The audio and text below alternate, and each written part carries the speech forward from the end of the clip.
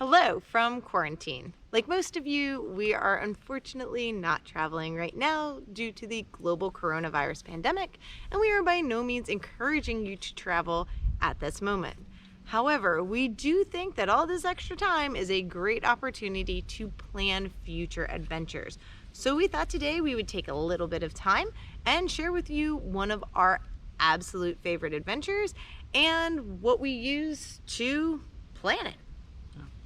So if you've been following along with us on YouTube, we just made it to Alaska. And we're gonna be there for about 4.5 months. So with that, you have to plan. There's so much to do in Alaska. It's a huge state. If you know us, we're not big planners when it comes to that. So what we did is slowed down for a little bit in Fairbanks, took our time, found all the resources that we could, and we are going to provide you with all those resources, how to find them, and what worked best for us. Right, and this video is not going to be a comprehensive plan your perfect trip to Alaska, because we could share with you our trip, but in the end, that would make this video about us. It's not about us, it's about you and giving you the information and the tools to plan your perfect trip to Alaska. So we're gonna break it down into 3 very basic categories, and we're gonna cover resources that we used, we're gonna cover itinerary planning, and we're gonna cover questions and answers. And those questions are ones you guys have sent us on social media, Instagram, Facebook, even email, and we're gonna answer those questions for you guys today. In every single video, there's always going to be a link in the description, which will take you to a blog post that corresponds to the video or the adventure that you just watched. And we like to do that because it provides a lot of extra information about costs, links to where we bought tickets, maps, GPS locations, all that good stuff that's just not possible to fit in videos, we fit in there. So if you need more info, that's where you go. But you ready to cover resources? Yeah, let's get to it. If you have considered planning a trip to Alaska, you're probably already familiar with the MILEPOST. This book is considered by many as the Bible of trip planning when it comes to Alaska. However, we have a little bit of mixed feelings about it. On one hand, we're very, very glad we had it, and we would probably never take a trip to Alaska again without it. However, its downside is that it almost has too much information. It is loaded down with details mile by mile by mile of every single highway in Alaska, which is great. But on the other hand, it's really difficult if you don't already know what you're looking for to use it. So if you're a reader and a detailed planner and you're willing to spend hours in advance going page by page through this, you might absolutely love it. But for our style of planning, we found it kind of as a 50-50. Not bad, not great. One of the most useful books that we found was actually this Alaska camping book. Yes, buy this book. This book was amazing. We used it for everything from hikes to where we wanted to camp, where there was dry camping, where there was free camping, the most beautiful scenic spots to stop, etc. It's really a camping focused book. Yeah. But what it does is it breaks it down in like a really smart way about rig size and facilities that are available and how many sites there are. Yeah. Even like RV versus tent camping. Yeah. And it covers the Yukon as well. Yeah, so it's really useful. So it covers the Alcan, all of Alaska, and then it had the Cassiar as well on the way home. So we used it once every other day at least during our time in Alaska, and it is probably the book we used the most. Yeah, it was fantastic. If you get one book, this book was the book to get. This book was worth it. Yes, 100%. Totally worth it. Yeah. Next up is Farmer's Guides. Farmer's Guides we have used all around the world, and they're amazing. I know a lot of people are Lonely Planet fans, but we'll be hardcore Farmers fans for our life. And we did bring one with us to Alaska. And while we used it, we probably didn't use it quite as much as we've used it in other locations, just simply because we did have so many other resources at the ready. But it was a nice kind of book to have to open up to per city or per area and get a little bit of an overall umbrella detail of what there was to see and do. So I'm glad we had it with us. Yeah. It was useful for sure. Useful. Okay. You want to take the Tour Saver? Or you want me to take the Tour Saver? It's kind of, Tour Saver's a hot topic. So, the Tour Saver coupon book.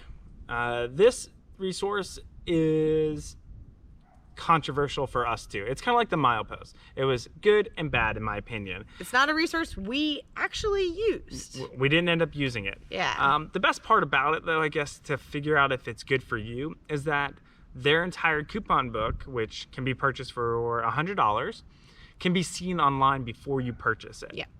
So if you know that you want to go on trip A, B, C, and D, and you look at the coupon book online and you see that trips A, B, C, and D are all in the coupon book, then it's probably worth it for you. Yeah. For us, the big, I guess, detractor was the fact that you have to use the companies that are listed in the booklet. So we knew we wanted to go charter fishing, but we didn't necessarily want to be limited to the 2 choices that were available in the book. And so that's why we ultimately chose not to purchase the Tour Saver. But if you have a huge list of things you want to do and you're really not too picky about who you have those experiences with, it might be a great option for you. Absolutely. And the next one, it's a heartbreaker, is the hiking guidebook to Alaska. And that is not the precise name. We will put the precise name in the blog post. But this is an extensive book written by an Alaskan that covers hiking trails across the state. And it is incredible. A friend of ours who lives in Alaska suggested it to us. Someone at the Public Lands Office suggested to us. We had it in our hand and we thought, we have Google. Do we really need this? And while we had incredible hiking experiences in Alaska, we still think that maybe we might have missed out on some more off the beaten path, epic type style hikes if we had had this book. Yeah. So while we didn't absolutely have to have it, we still had an incredible trip. It is the one book I think that we both look back on and wish we had gotten. And if we ever went back and spent a lot of time in the interior of Alaska, we would probably buy again. Yeah. All right, so next up, and continuing with resources, is digital resources. It's hard to skip digital resources when we live in a world that's so connected. Believe it or not, you're absorbing a digital resource right now. YouTube is a great source of information for any trip planning. Often if we're going to a new location, we will look up that location on YouTube as well as on Instagram. That's also a great digital source for things like that. You just type in the location and scroll through the pictures and you find something interesting and unique and send that person a message. What did you do? How did you do it? How much did it cost? And how do I get there? And not only may you end up having an amazing new experience, you also might make a very cool new friend, which is awesome. We've had some really good experiences that way. But for us in Alaska, as useful as YouTube and Instagram were, I think the most useful digital resource was Facebook. Yeah, we both chose to join a few different Facebook groups so that we were getting different information, that we weren't in the same Facebook group. Which is not something we usually do. Yeah. We're not Facebook group people. We don't really join those kinds of things. But we saw someone else do it and they said, hey, it might be a good idea for you guys to check out. So we did, and there are a lot of good reasons to do it. Yeah. So my suggestion would be that if you're traveling with your partner, that you join separate Facebook groups. So like one of the great ones is like, I think it's going to Alaska summer 2020 or 2021, etc. For me, it was RVing to Alaska, and then they do a subtitled group, which is RVing to Alaska, and then the year you're going. So if you were going this summer, which probably not, it would be RVing to Alaska 2020. Next year, 2021. You get the idea. I think one of the most useful things for us that we got out of these groups was mostly in road conditions. So we were able to find out someone just recently drove down the road that we were headed down next, and it's either tons of construction, bad road conditions, and or in our case, in 2019, there were horrific fires in Alaska. So we were able, fortunately, by using the information provided on these groups, to understand when roads were closed because of the fire or to avoid incredibly smoky areas along our route, because we would just simply route ourselves a different way to avoid that and then backtrack to those areas when the smoke wasn't as prevalent. So that was a really great resource and probably one of the things we use the absolute most on our journey to Alaska. I know almost everybody these days is already using Google Maps, which is great, but especially in Alaska where roads can sometimes be dirt, sometimes be paved, and sometimes be a weird mix of both.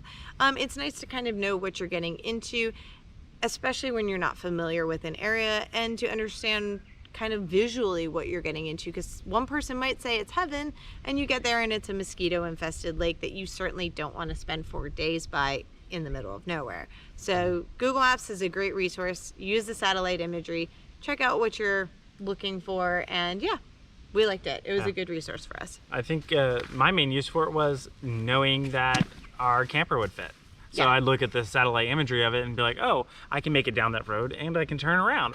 So next up is probably our favorite group of resources, which is people. And the one thing we use everywhere we go, not just in Alaska, but we will say this. Out of all the places we have been in the whole wide world, Alaska probably has some of the most friendly and helpful people ever.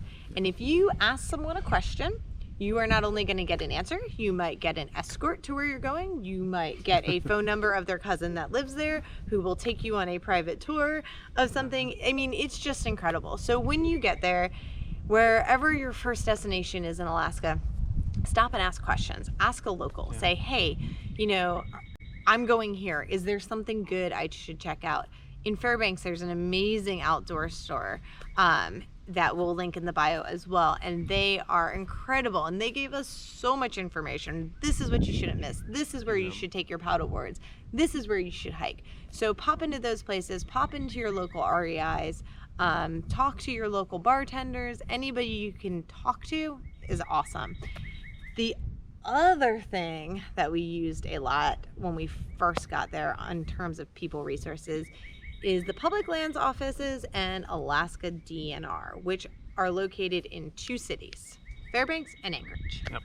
For us, going to those locations provided us a lot of information. We got maps and we got information about closures and roads and like how to get to certain parks. And there was a plethora of information and resources at each one of those locations. If we hadn't gone to DNR, we would have never come across this map that includes literally every state camping area there is in Alaska by region.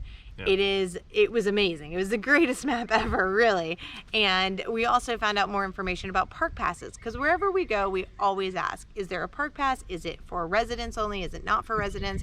And what we did find out is, while there's no Alaska State Park Pass, because they don't have state parks in the same way a lot of other states do, they do have a parking pass for veterans at their state parks. And what that does, if you are a disabled veteran and you have a VA card, you can go in, get this little sticker, it goes on your window, and you can stay at any of their state areas for free. 100%. Doesn't matter if they're electric, boondocking, whatever, you get to stay for free. So if you're a veteran, that's definitely something worth looking into.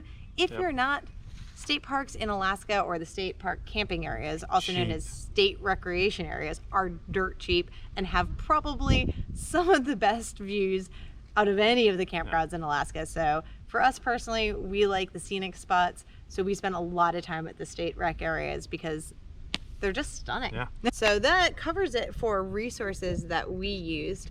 Like we said, all of this information will be linked in the blog post, which will be linked into the description. And now we're on to section 2, right? Section 2? Yeah, the itinerary. The itinerary. And this is where things get complicated. Part 2, itinerary and planning.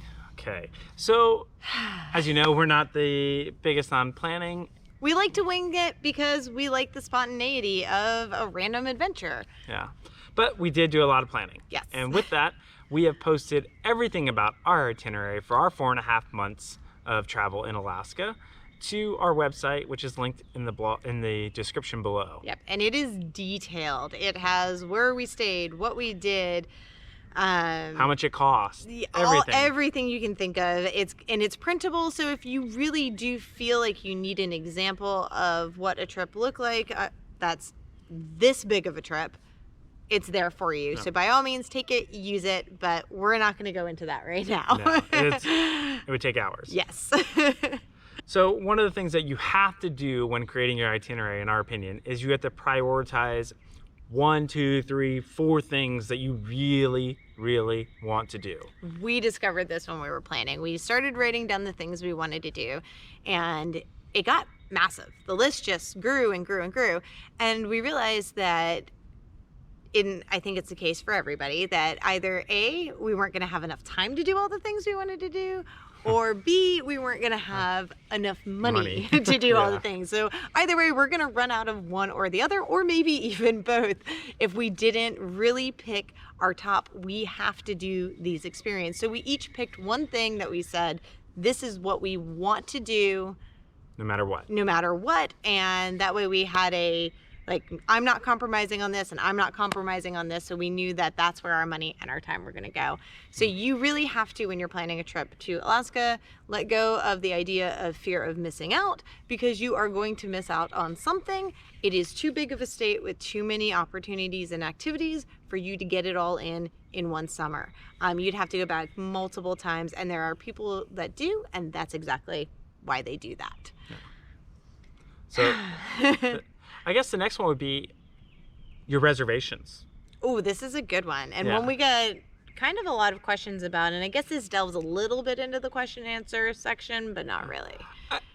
Do you need reservations for a summer in Alaska? We had exactly 0 reservations for our summer in Alaska. And we never really found that we needed them. Yeah. But I will say this, if you have done what we just said, which was choose those 1 or 2 activities that are must-dos, then you have to make reservations. Yes. Because if you don't have reservations, you might not have a place to stay. Yes. And there's no way that you can do the favorite activity that you wanted to do if you don't have those reservations. So if your heart is set on going to Denali and you really want to camp in the park and you know that that's it, then you probably need to make reservations before you leave for Alaska. In our opinion, no, you don't really need reservations, but if you are someone who feels more secure in having those reservations, that's totally understandable and you can do that. But know that if you are planning at staying at the state recreation areas or in some of the city campgrounds, which are phenomenal, you can't make reservations for those. You're gonna have to be willing to wing it a little because they are first come, first serve. Last but not least is timeline. Do you make a super rigid timeline for your trip to Alaska, or do you make a flexible timeline? And we actually struggled with this in the beginning. Like we said, we're not big planners. So we felt initially after talking to a lot of people like, man, we really need to make a plan for Alaska. And we tried to do that and it didn't go well, which is why we just decided right before we got on the Alcan, you know what? We're just gonna wing it. Yeah. And it worked out really well.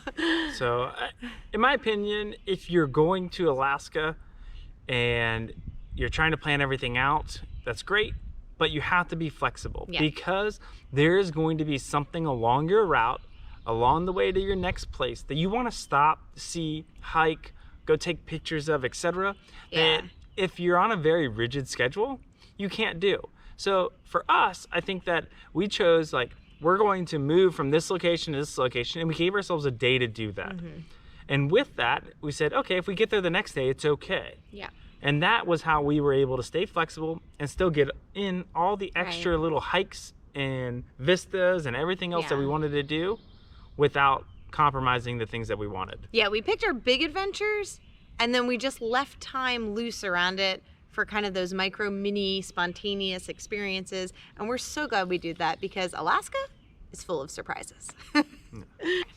So this is the fun part, questions and answers. We reached out to all of you and said, hey, what are your questions about Alaska? Because as much as it's great for us to put together a video telling you all the things we think you want to know, it's a lot better just to answer the questions about things that you actually want to know.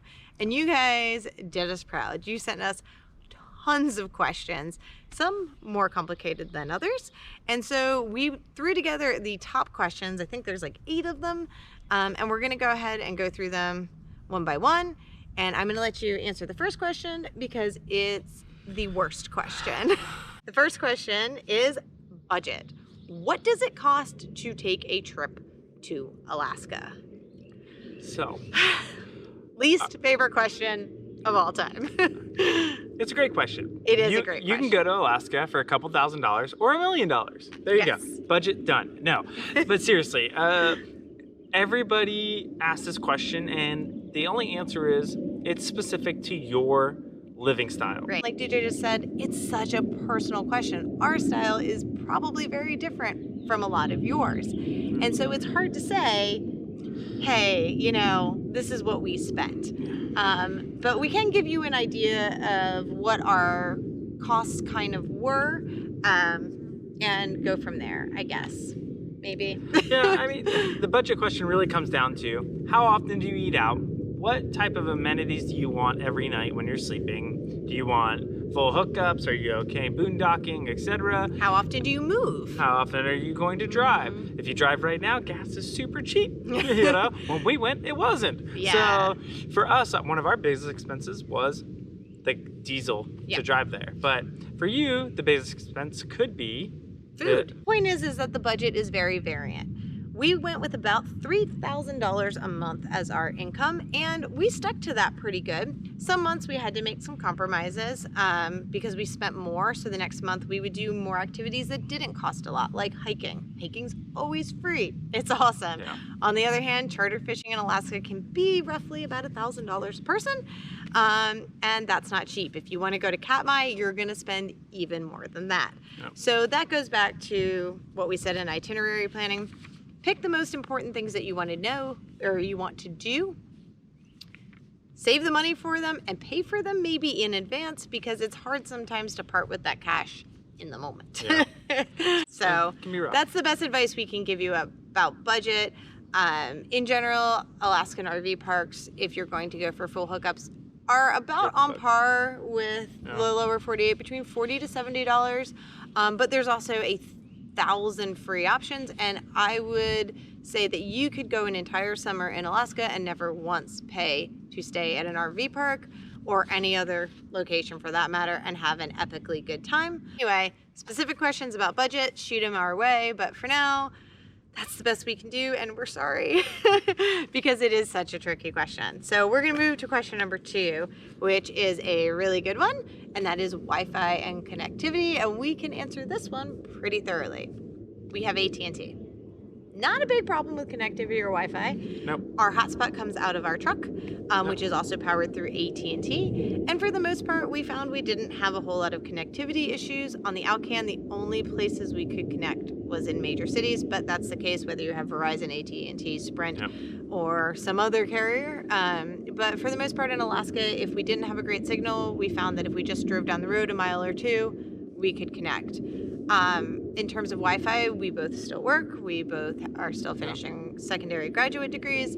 So we do need Wi-Fi pretty regularly. And the best source we found for that was? The libraries. Yes. Libraries always have great connectivity, and some of the libraries here have the most epic views. Alaska has amazing libraries, like the best ever. So for us, we would go and spend an hour or two at some of these libraries to get some work done. And the Seward Library, go upstairs, get yourself a window seat. You may never want to leave. It's amazing, and they have blazing fast Wi-Fi. So in general, libraries are the spot to go if you need that connectivity. There's also lots of good resources in visitor centers and things like that with connectivity. But in general, we didn't find it was much more of a hassle than anywhere else in the lower 48, really.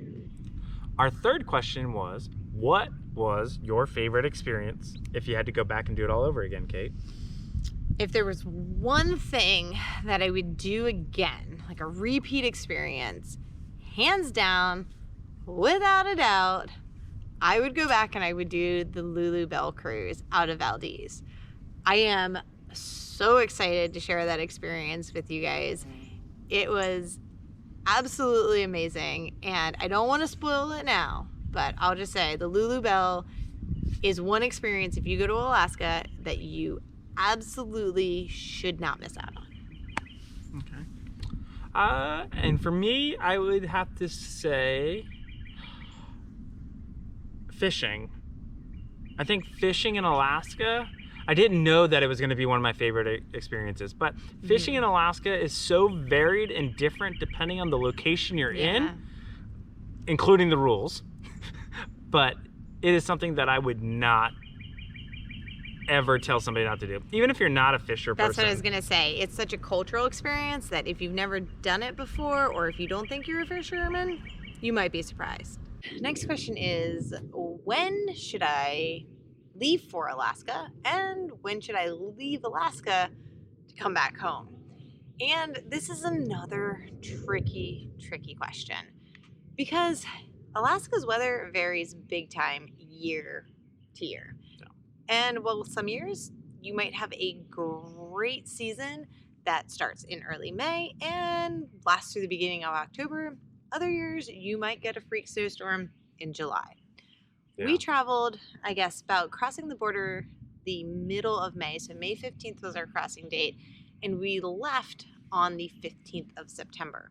And we were very, very lucky. We had great conditions the whole time. It got a little chilly in the fall, but we never saw any major snow.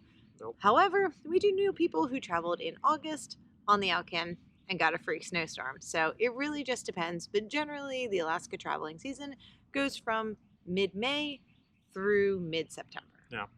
Simple answer to a complicated question. Next question is, what should I pack for a summer in Alaska? That is a loaded question because that covers all kinds of things. Yeah. So we broke it down into 3 categories, and the first is clothing. Clothing. For us, I would have to say that you have to think about layers, because your day could start off with 50-degree morning and 90-degree afternoon and back to a 50-degree evening. So whatever you have to take with you to be comfortable during that time period. Me, I'm already a hot-natured person, so I tend not to dress in as many layers. But Kate, she might be wearing, you know, a long sleeve plus a sweater plus a t-shirt. And by the end of the day, I might just be in my tank top. And it really, in Alaska, one of the big influencers in that if you're going to be hiking and spending a lot of time around glaciers, most importantly, the weather around glaciers is so variant that you're going to want those layers, because hiking up to one, you might be just drenched, and by the time you get there, those katabatic winds hit you and you're shivering. So layers are important, and weather gear is super important if it's raining, just because you don't want bad weather to ruin your time, because you only get so many days adventuring in Alaska and you want to be able to make the most of them no matter what the conditions outside are. I would have to say the number one thing you have to have is good rain jacket. Yeah, for sure. Rain They have a jacket and rain boots. Rain boots are important in Alaska. Next question is gear. So this covers a ton of stuff. And again, it would take us forever to go into incredible detail, but we will say this. If you are a do-it-yourself adventurer, if you like to hike or bike or paddle or do those kinds of things in your everyday adventures, then that's probably something you're going to want to consider bringing with you to Alaska. For us, the biggest thing that we carried were our paddle boards and our bicycles. We use our bikes as ways to explore new towns when we get there, everywhere we go. And that was true for when we got to Alaska. And there's some really great biking trails. Paddle boards, same thing. Yep. There are 3 million lakes in Alaska. Not all of them you can paddle, not all of them you can get to, but there are quite a few bodies of water that are not only accessible, but are absolutely stunning and make for a great kind of down day when maybe you don't feel like paying $400 to go out fishing or having another experience. Last but not least, when it comes to gear, the absolute, hands down, no one should ever go to Alaska without piece of gear is a very good camera. We're not saying you need to spend thousands of dollars on a great camera body and a huge telephoto lens, but you do want a camera probably a little bit nicer than your cell phone camera to be able to capture those moments. We loved carrying our GoPro with us on the trails, but for taking long distance shots of wildlife a little ways away, it was nice to have the bigger DSLR with us, because we were able to get kind of more of those zoomed in photos that we just couldn't have got on the smaller action camera or with the phone. So no matter what you do, invest in a camera for sure. Stuff. RV stuff. I was going to jump ahead. Oops. Yeah, so RV stuff. This also depends on the type of RV that you have. If you have a small Class B versus a giant Class A, or you have a toy hauler versus a fifth wheel like us. And your style of camping as well. Because if you know you're going to be in RV parks all the time, if that's your plan, then some of the stuff you might not need. And Yeah. So for us, we spent a lot of time in Alaska doing the dry camping thing at the state parks. I And think we went like 30 plus days without hookups at one point. yeah, so for us, we had to have a generator. A generator was one of the most important pieces of gear that we carried in our RV because we're both working and we had to do video conferences and stuff like that, and you can't do that without cameras. you just can't do that without power. Yeah, power was the biggest challenge for us, hands down, out of everything. So we did end up getting a generator, and like having a generator is an awesome thing to have with your RV. The other thing I think that I would say, and I think you'd agree with me, is making sure you just have a general road kit put together. You'll hear a lot of things about, I would never take my RV to Alaska because it'll destroy your rig or your truck is going to fall apart, all these nightmare stories. And most of them we found not to be true in our experience. But it is good because you are in remote areas to put together a little kit just with extra things like clear tape to protect your windshield from, if you do get a crack, dirt getting into the crack, tire repair kit, having a spare tire for both your truck and your RV, a jack stand, an air pump, all those little things that you should probably carry anyway, but you really want to carry in areas where you might not get best cell service, or you might need to be reliant on your own abilities to be able to switch those tires and stuff like that. With that kit includes either a diesel or a gas can. Yes. Or two for yourself. Yeah. It's a very remote area, and it can be up to 100 miles between some of the gas stations. Yeah. So you could find yourself If out you, of luck. If you have a diesel truck, DEF too is a big one. There's no bulk DEF for sale in Alaska, so making sure that you always have extra DEF is a good thing. But in general, I know a lot of people do tons of upgrades to their RV before going to Alaska, and they have a long list of things they have to do and get, like they're going to the end of the world. And we considered a lot of those upgrades, and in the end, we really didn't do anything because we didn't need to do anything. And we can tell you this, if you're thinking I need a different RV to go to Alaska, or I need to spend thousands of dollars to prepare myself to go, it's simply not true. We saw RVs from as far away as Texas, Florida, Key West, different areas, different areas in Canada, far, far away on the East Coast. And they were all different types, from $200,000 Tiffins to a $20,000 fifth owner Class C to truck campers. It doesn't matter. This is your adventure, and you can get there with whatever you have. You just have to make smart choices and do a little bit of research. All right, next question is, what was your favorite hike in Alaska? So I can't remember the name of it, and I think that's because we did about a bazillion different hikes in Alaska. We really did. But I'll make sure that it ends up in the blog post on the website. And it was a hike in Denali where we went through like an alpine forest into Kind of started in a boggy area. Yeah. Like down the bog up to like an alpine forest, and then up into a clearing where we could see for probably, I don't know, like 30 miles. It was just a gorgeous hike. We did go through like every type of weather system that you could have on this hike, so that made it very interesting and terrible and wonderful. But it was so much fun. It was one of those hikes that just like burn in your brain because it was so dynamic and crazy, and you just laugh about it when you look back. It was really cool. There was everything from bears to foxes to marmots, and it was just a really beautiful hike. To hail, oh hail. What about you? What was your favorite hike? It's so hard because, like DJ said, we did so many. There goes our notes. But I think if I had to choose, hands down, my absolute favorite would be hiking on Root Glacier. And I don't know if I can call it a hike because there's no trail, but it was just this absolutely magical day. Again, it was one of the few days where we actually had rain, which in one way you think to yourself like, oh, it's such a bummer we're having bad weather. On the other though, we had the entire glacier practically to ourselves.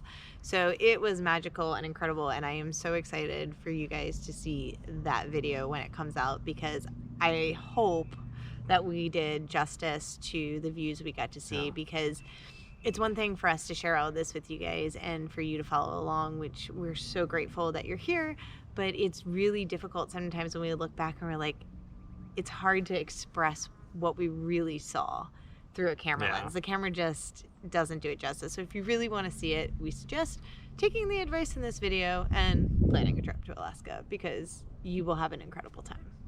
How did you find places to camp, and what is the real story with boondocking in Alaska? And I'm actually really glad that someone asked this question, and I think that it's probably the question that was on our minds more than anything before we got to Alaska, because if you've been RVing in the lower 48, you do know that except for like boondocking on BLM lands, you need to make reservations. And especially if you're going to go to Florida in the winter time, if you've ever tried that, if you don't have reservations, you're not going to be able to be there.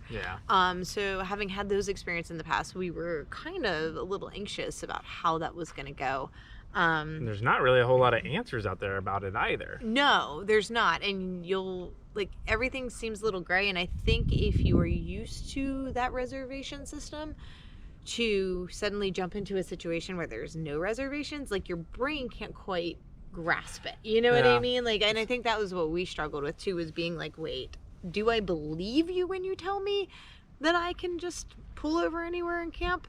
Yeah. But we're here to tell you that is the absolute truth in Alaska. You can basically pull your vehicle over anywhere and call that home for a night. Yeah. It's kind of crazy, but you're like, wow, there's a beautiful Russian river right here. Not the Russian River, a rushing river. Rushing river. Right here, and there's a gravel parking lot, and I can just pull over and stay the night, and nobody's going to bother me. As long as you don't see private property signs or things like that, you are more than welcome in almost all places to find a pool out with a beautiful view and call that home for the night. And for the most part, I will say we felt 100% safe doing that, and we did it frequently. Most of the places we stay at, like we mentioned before, were the state recreation areas, because we found them to be some of the prettiest views in Alaska.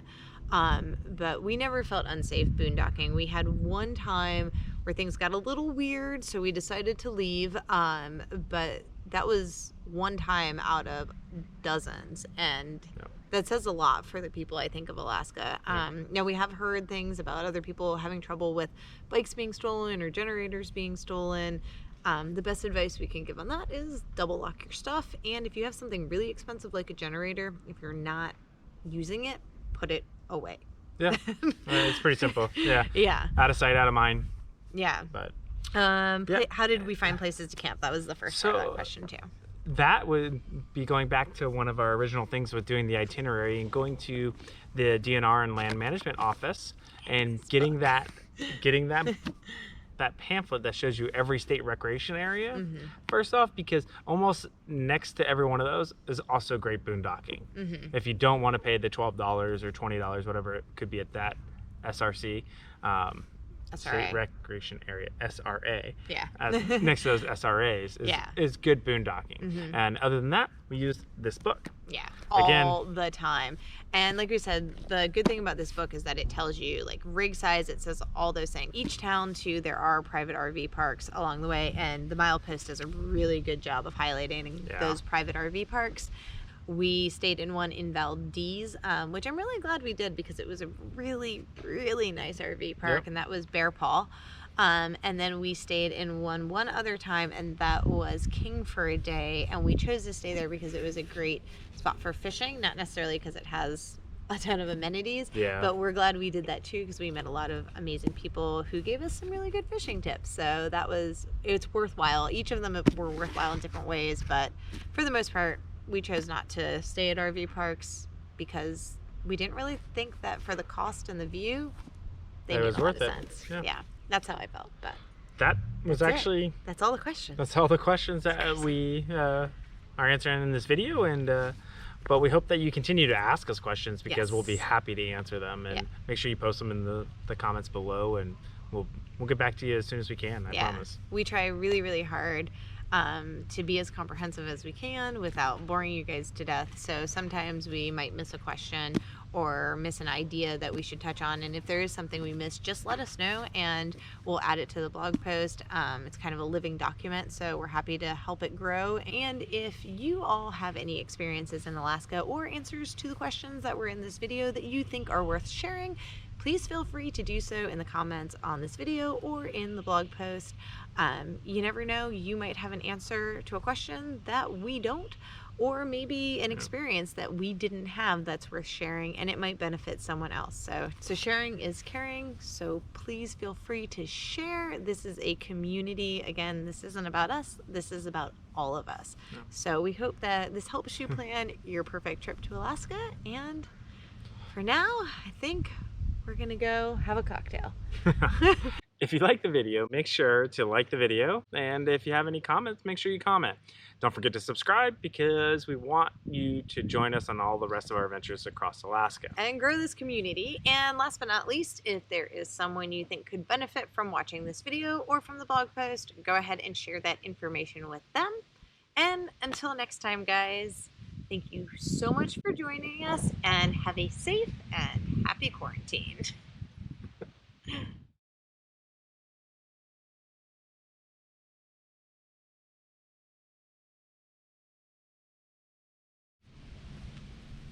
Hello, I fixed my shirt.